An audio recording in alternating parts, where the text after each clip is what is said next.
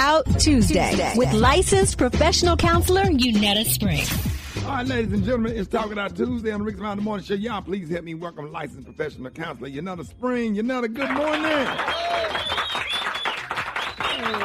Good morning. How y'all doing? Man, we doing good and happy to jump in this therapy room with you this morning. We know you got a lot of stuff. Yeah, I got a lot of stuff, and y'all know I love a theme. So it's September, so we're going to be focusing on self-care in September, getting prepped for these upcoming winter months and being able to address some of the aspects of our mood early on. So we want to be prepared so we don't have to spend a lot of time and energy repairing situations. So we're going to be a little proactive. I want to dig deeper into self-care because I know we're talking about it a lot, right? But I really want to be able to look at self-care from looking at our autonomic nervous system. And the autonomic nervous system, the easiest way to describe that is just the way our body functions and controls and maintains stability and regulation. So it kind of encompasses how our entire body regulates. And one of the ways that I look at that is by looking at something that I created that's in my self-care workbook is the developmental stages of self-care. So today we're going to get into the newborn phase and the newborn stage of the developmental stages of self-care. So this should be good. Let's go then. I'm ready. Let's go. Okay. So the first stage in the developmental stages of self-care is the newborn phase, right? And when you look at this phase, I want y'all to look at it like a newborn, right? So a newborn has no idea what they need, but their body knows how to survive, and it knows that something is missing.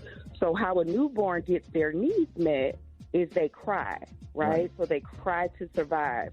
And a cry can be, and I'm sure Brett, she's all in this area. She's like a master, right, with the new baby. But a cry lets the bigger people know that there's a need somewhere. So a cry can mean I'm hungry, I'm fussy, I'm gassy, I'm uncomfortable.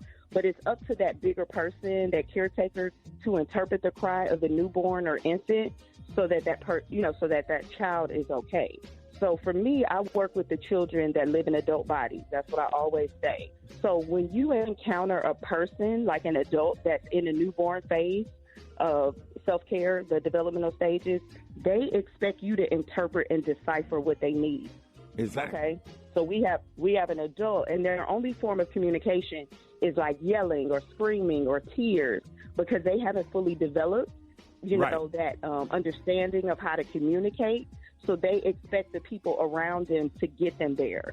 They expect the people around them to soothe them. And if other people don't take care of them, then they don't take care of themselves, right? So this is for that person that's really struggling with self-care, and you're having a hard time, really being able to see, am I in a newborn phase of self-care where I don't know how to care for myself and I'm expecting other people to do it for me, and then I'm upset because they don't know how to show up for me or they're not showing up for me.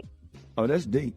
Yeah, that's deep. That make a lot of sense. And then, about what you were saying about the baby, that's a great analogy, Ashley, because sometimes, we just expect people to be thinking about us or knowing what we're dealing with, knowing what we're going through. But that make a lot of sense.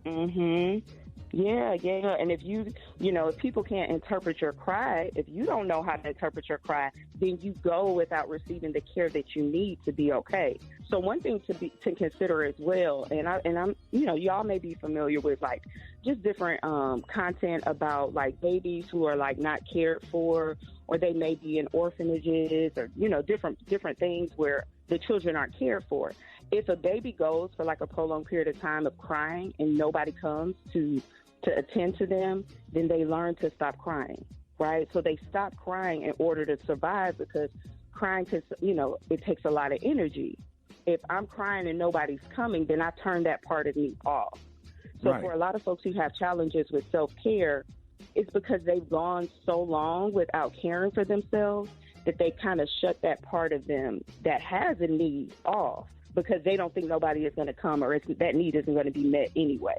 So it's really important to kind of know where you are in these developmental stages. We're going to get into some of the other ones, but a quick way to rewire that newborn phase is really learning to attend to your personal needs and listen to your body. And this starts at a very foundational level with knowing, we know that we need sleep, we know we need to eat, we know we need to hydrate and move our bodies, and then physical touch is really important. So when you're trying to rewire this newborn phase, that's a really great place to start, of being able to make sure you meet your needs on a foundational level as we continue to grow and learn how to communicate and meet our needs on some of those higher levels. And we'll get into that like later on in the month.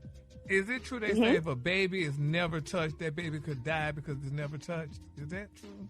When I say, yeah, it's possible, like it's parts of them can pass. You know what I mean? Like they learn to shut off parts of them. So if you never touch a baby, but you feed a baby, that baby may survive, but it's not able to like fully develop and thrive. You know, because physical touch is really important to helping us know like that we can bond and connect, and helping us create these, we call it oxytocin. So it's a love hormone. And it's a way that we stabilize by bonding and connecting, and physical touch does that.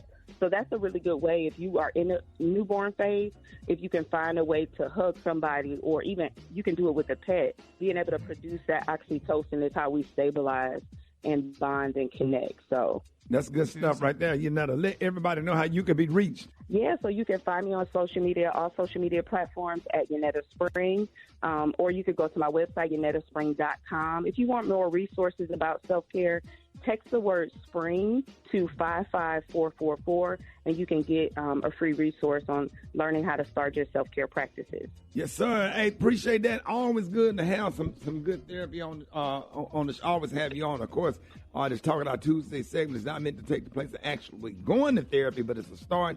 And you can always get more information on Yanetta's website, YanettaSpring.com, or on Instagram at Groundbreakers Therapy. Y'all give it up for Yanetta Spring. Thank you, Yanetta. Thank you. No problem. Y'all take care. Hey, you too, more Rick's Around the Morning Show coming up.